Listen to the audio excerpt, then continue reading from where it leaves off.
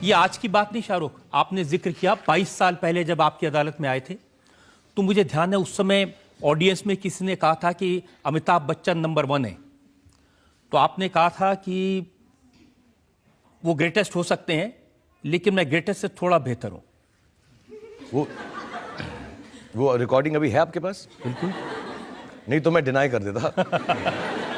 मैं बचपना था, बेवकूफ़, बचपन में तो ऐसे सब बातें करते ही है ना, तो बच्चा समझ के माफ़ कर दीजिएगा जज साहब, ऐसे नहीं कहा था मैंने। लेकिन मेरे को इस बात का बहुत बहुत बहुत और मैं सबको बोलूँगा कि अपने ऊपर भरोसा रखना। और उस जवानी उम्र के अंदर तो ऐसा थोड़ा सा ओवर कॉन्फिडेंस भी होता ही है और आदमी गलती करता है, लेकिन बहुत ज़रूरी है कि अपने ऊपर कॉन्फिडेंस करना। अब मुझे मालूम है कि मैं कितना अच्छा एक्टर नहीं हूँ। तब मुझे थोड़ी आती थी एक्टिंग, जितना कम आता है सामान तो लगता है कि बहुत सारा आता है। अब मैं 25 साल के बाद मुझे समझ में आया, मुझे बड़े एक्टर्स की शायद अहमियत ही नहीं समझती, क्योंकि मुझे इतना इल्म नहीं था।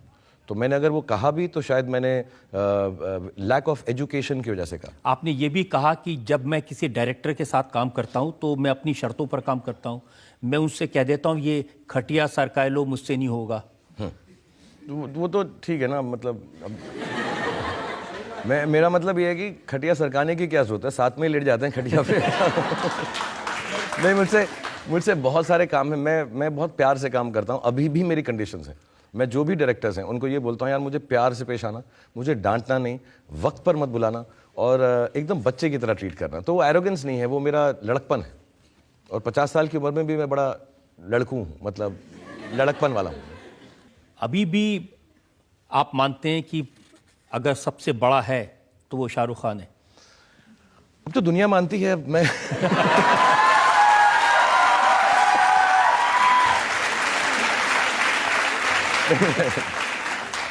ये मेरा, मैं क्लियर बदले नहीं है। हाँ नहीं, मैं 22 साल पहले एरोगेंट था, आज भी हूं और कल भी रहूंगा।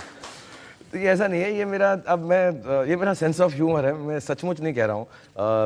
अब मगर जो सच है वो सच है। 22 साल पहले मैं खूबसूरत था, मैं इंटेलिजेंट था, एरोगेंट था, और अभी भी मैं वैसा का वैसा नहीं। और देखिए, दिल्ली वाला हूँ, इतना तो बोल सकते हैं। क्या है यार, दिल्ली वाले तो बोल सकते हैं, कुछ भी बोल सकते हैं। ये सिर्फ आप ह्यूमर में नहीं कह रहे हैं। देखिए मेरे पास में ये इंटरव्यू है आपका, ये जनवरी 2016 की ये मैगजीन है। आपने इसमें कहा कि पीपल डोंट अंडरस्टैंड, लोग ये बात नहीं समझते कि मैं दुनिया का सेकंड रिचेस्ट एक्टर हूं, दुनिया का। हाँ, ये मैंने दुख से बोला था। ये मैंने कंप्लेन किया था, ये मैं शो ऑफ नहीं कर रहा था। लोग समझ नहीं रहे, मैं सेकंड हूँ, फर्स्ट क्यों नहीं हूँ। मुझे इस बात का बहुत दुख था मुझे। और सच्ची बात यह है कि ये गलत इन्फॉर्मेशन है। मैं आपको एक छोटी सी कहानी बताऊंगा कि जब ये न्यूज़ आई थी तो मेरी फिल्म हैप्पी न्यू ईयर हम बना रहे थे और हम क्लाइमैक्स का सेट लगा रहे थे, और मैं खार डांडा एक जगह है मुंबई में हमारे ऑफिस की तरफ, तो मैं गाड़ी में वहाँ जा रहा था और मेरे प्रोड्यूसर करीम का फ़ोन आया कि शाहरुख सेट लगाने के पैसे नहीं हैं। तो मैंने कहा यार कुछ पता करो, कोई शादी वादी फंक्शन हो रहा हो, जाके नाच लेता हूँ, पैसा सेट लगाने के पैसे नहीं। मैं सच बता रहा हूँ, बहुत बड़ा सेट था वो हैप्पी न्यू ईयर का, क्लाइमैक्स का, पूरा दुबई का सेट लगाया था हमने। तो मैंने कहा पैसे नहीं है, कुछ करना पड़ेगा, 12 दिन के अंदर पेमेंट करनी है। तो मैंने कहा हाँ यार, कुछ हो, कोई फंक्शन हो, कोई हो, एक अवार्ड फंक्शन हो, बोलो मैं डांस वांस करके कमा लेते हैं हम। तो हम उस होड़ में लग गए। उस होड़ में था तो मैंने ट्विटर पे पढ़ा इस होड़ के अंदर कि मेरे पास पैसे नहीं है, कि Shahrukh Khan is the second richest actor in the world.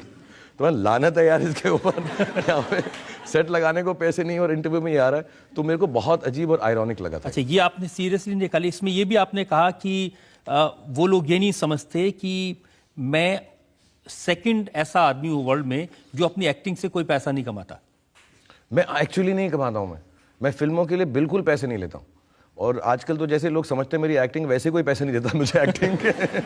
But genuinely मैं नहीं लेता हूँ। मैं एंडोर्समेंट्स के लेता हूँ, मैं लाइव शोज़ के लेता हूँ, मैं बहुत मेहनत से काम करता हूँ। लेकिन फिल्मों में मैं हमेशा सब डायरेक्टर प्रोड्यूसर को कहता हूँ, आप फिल्म में लगा दो पैसा, फिल्म अच्छी होनी चाहिए। बट जेन्युइनली मैं कह रहा हूँ, मैं ये आप किसी भी प्रोड्यूसर कभी यहाँ आपकी अदालत में आए जिन्होंने मेरे साथ काम किया, वो आपको कहेंगे शाहरुख कभी भी पैसा नहीं मांगता, कहता फिल्म में लगा दो, बच जाए, अगर कमा लो तो दे देना, वरना मत देना। और ये सच बता रहा हूँ मैंने पिछले 15-20 साल में किसी से ये नहीं बोला मुझे फिल्म का पैसा चाहिए। लेकिन मैं दूसरे काम इतने करता हूँ और उनसे कमाता हूँ और उनसे खाता हूँ। बड़े मैं सच बता रहा हूँ, मैं झूठ नहीं कह रहा हूँ बिल्कुल, क्योंकि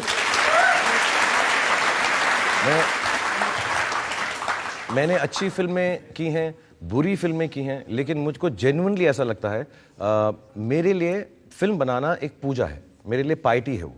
तो मैं बहुत उसी तरह से, मैं धंधे की तरह फिल्मों में काम करता ही नहीं। बाकी सारी चीज़ें मैं बिजनेस की तरह करता हूँ, लेकिन मैं फिल्मों में काम जेन्युइनली पैसे नहीं लेकर करता। पब्लिक तो यही समझती है हाँ, कि शाहरुख खान जो करते हैं पैसे के लिए करते हैं। बहुत कि ये प्राइस होगा, वो होगा। मैं खुद सुनकर, आप किसी भी प्रोड्यूसर, मैं तो बोल के चला भी जाऊं झूठ, आप मुझे हैंग भी कर दो, लेकिन आप किसी से भी पूछ लीजिएगा, मैं हमेशा डायरेक्टर प्रोड्यूसर को कहता हूं, मुझे पैसा नहीं चाहिए, आप फिल्म में डाल दीजिएगा। और मेरे को जेन्युइनली ये मेरी क्या कहते हैं उसको, this is my greatest thing that I can do, to act in films. तो मैं उससे कभी भी बिजनेस की तरह आज तक एक्टर की तरह नहीं किया मैंने ऐसा। क्योंकि मैंने सुना कुछ एक्टर तन के लिए करते हैं, कुछ मन के लिए, कुछ धन के लिए। तो शाहरुख धन वाले में है या फन वाले में है? मैं तो यार तन मन धन, फिल्मों के लिए गाना है मेरा, तन मन धन सब है तेरा। ये मैं किसी लड़की के लिए नहीं गा रहा हूँ, फिल्मों के लिए। बिन तेरे क्या है मेरा, सचमुच रात दिन तेरे गुन गाता रहूं, ये मैं फिल्मों के लिए करता हूँ। मैं तन से, मन से, धन से, अगर मैं ऐसे ही करता रहा तो मैं एक दिन फकीर बन जाऊंगा। सच बता रहा हूँ, मैं सारा दिन मैं फिल्में बनाता हूँ और मेरी ज़िंदगी का सबसे बड़ा होप ये है कि मैं जो भी फिल्म बनाऊँ बहुत ज़्यादा लोग देखकर उसको खुशी महसूस करें, कमाई के लिए नहीं। और एक दिन हिंदुस्तान में एक ऐसी फिल्म बनाऊँ, मैं बड़ा इस मामले में नेशनलिस्ट हूँ, कि ऐसी फिल्म बनाऊँ कि दुनिया देखकर कहेगा यार इंडिया के अंदर बेस्ट फिल्में बनती है। तो I want to be part of that, that's my dream. लेकिन अगर आप फिल्मों से पैसे नहीं कमाते तो फिर कहाँ से कमाते हैं? नाचता गाता रहता हूँ, मैं जाता हूँ पार्टीज़ में डांस करता हूँ और प्राइड से करता हूँ, शोज़ में करता हूँ। और माशाल्लाह वहाँ बनी बहुत अच्छी मार्केट है मेरी, लाइव शोज़ में बहुत मार्केट चल रही है मेरी आजकल, बहुत मस्त एकदम चल रहा है। मैं एंडोर्समेंट्स करता हूँ इतनी, आई थिंक मैं 20-21 एंडोर्समेंट्स करता हूँ। और मैं बहुत डंके की चोट से ये बोलता हूँ, और सब जवान लोगों को मैं ये सच बताऊँगा कि पैसा कमाने में, अच्छा घर खरीदने में, अच्छी गाड़ी होने में, अपने बीवी बच्चों का ध्यान रखने में कोई भी बुरी बात नहीं है।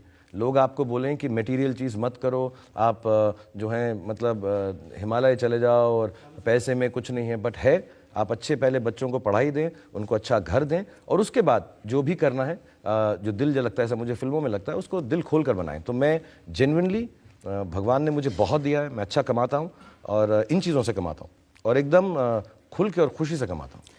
आप वाइफ और बच्चों की बात कर रहे हैं, मुझे ध्यान है वो जो 22 साल पहले आपकी अदालत में आए थे, तो मैंने आपसे पूछा था कि जब आप सेट पर होते हैं तो हर 5 मिनट में अपनी वाइफ को, गौरी को फ़ोन करते हैं, तो अभी भी करते हैं या नहीं? अब तो मेरी आदत इतनी बुरी हो गई, हर 5 मिनट वो फ़ोन करके पूछती हैं कहाँ हूँ मैं। वो तो आपको भी आता होगा मुझे ही नहीं सिर्फ तो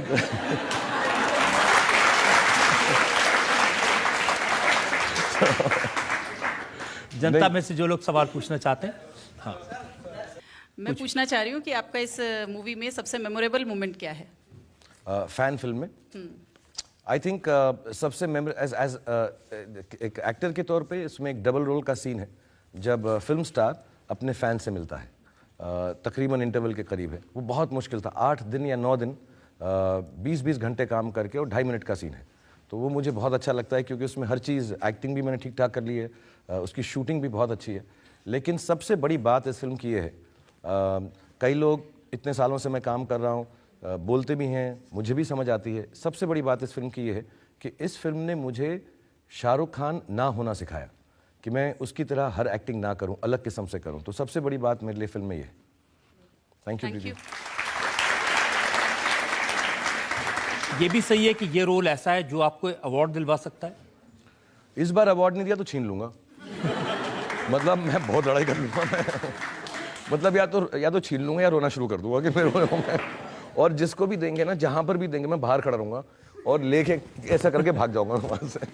लेकिन 22 साल पहले मुझे याद है आपकी अदालत, आपने कहा था कि आप खालिद मोहब्बत के पास गए थे जेब में पैसे डाल के कि भाई खरीदना है मुझे अवार्ड। हाँ, मुझको ऐसा लोगों ने बोला था कि ये ना, ये लोग पैसे लेते हैं, ये करते हैं, और बहुत बड़े जर्नलिस्ट थे।